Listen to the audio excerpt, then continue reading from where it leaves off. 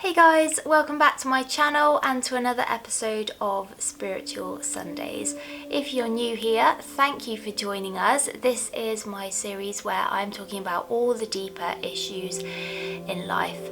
Topics surrounding mental health, human psychology, spirituality, and maybe I'll even delve into the more esoteric stuff too. We'll just see where it takes us. Today's episode is inspired by two films I watched this week actually, which both turned out to have quite a similar meaning.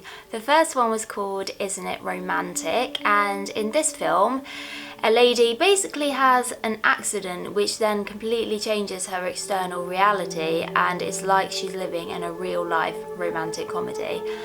In the second film, which is called I Feel Pretty, the lead role, again, she has an accident, but rather than her external reality changing, her internal reality changes and she starts to see herself in a completely different way than she did before. She sees herself as being beautiful.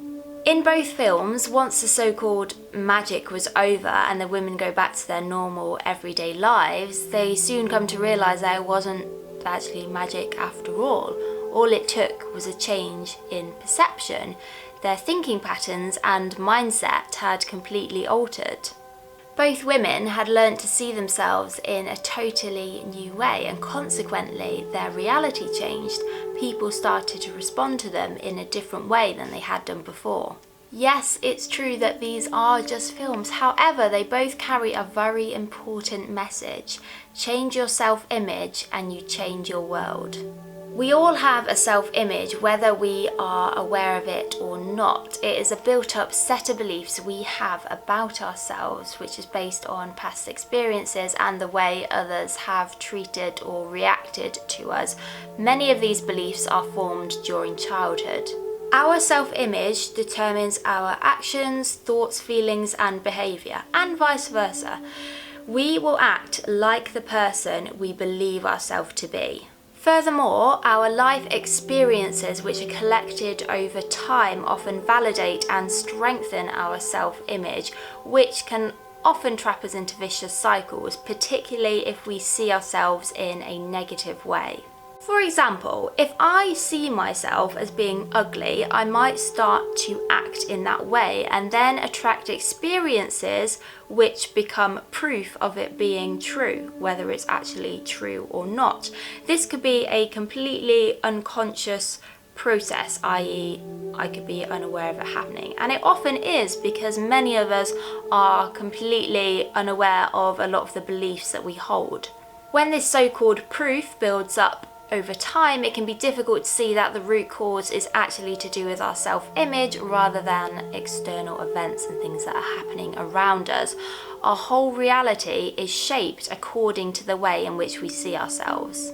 And in addition to that, because as humans we generally like to be right, that's the ego kicking in, we reject anything that isn't in line with our beliefs and only tune into the things that are. This can really set us up for disaster. However, the good news is that our self-image can be changed. It's never too late and you're never too old, so don't despair.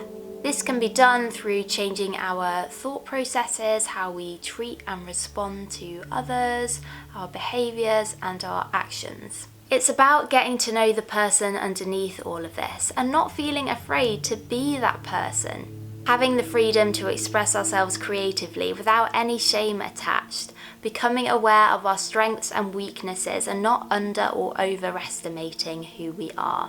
Being completely honest with ourselves.